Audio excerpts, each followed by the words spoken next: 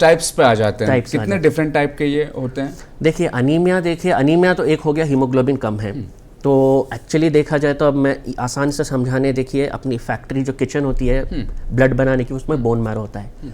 अब bone marrow से बन रहा है अपना हीमोग्लोबिन।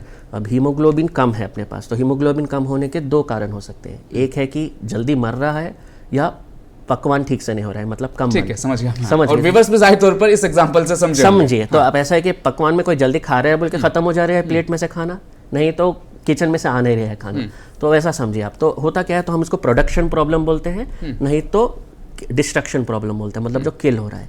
अगर बाहर से किल हो रहा है, मतलब ऐसे है कि बॉडी में कुछ अलग तरीके की एंटीबॉडीज़ आ गई हैं, जो ऐसे गलत तरीके की एंटीबॉडीज़ आ गई जिस वो जाके अच्छे नॉर्मल सेल को मार दे रहे हैं, तो उसको हम बोलते हैं हीमोलाइटिक अनीमिया। तो हीमोलाइटिक अनीमिया दो टाइप का होता है। ऑटो इम्यून होता है। ऑटो इम्यून मतलब मेरे में ही कुछ प्रॉब्लम है, मेरी इम्यूनिटी में प्रॉब्लम है, उसके वजह से मेरे एंटीबॉडीज़ बन रहे हैं जो मेरे खुद के सेल्स को मार रहे हैं, उसकी वजह से ऑटो इम्यून अनीमिया आ रहा है।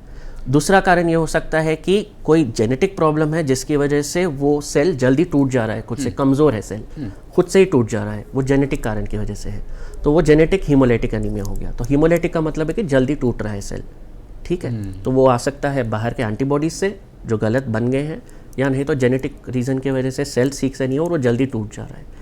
प्रोडक्शन का प्रॉब्लम आएगा। प्रोडक्शन मतलब बोन मैरो में कोई प्रॉब्लम है, बोन मैरो में कुछ चीज़ बैठी है, कुछ गलत टाइप के सेल्स बैठे हैं, इवन कैंसर के सेल्स जो होते हैं जो बैठे हैं, या नहीं तो कोई और टाइप के चीज़ आ गई है बोन मैरो में, या बोन मैरो का किचन ठीक से ही काम नहीं कर रहा है, मतलब ऐसा जेनेटिक प्रॉब्लम जिसकी वजह से बोन मैरो में बन नहीं रहा चीज़ें, मतलब वो स्टेम सेल्स जो होते हैं जो बोन मैरो में बनाते हैं वो ठीक से काम नहीं कर रहे, तो उससे भी अनीमिया आएगा।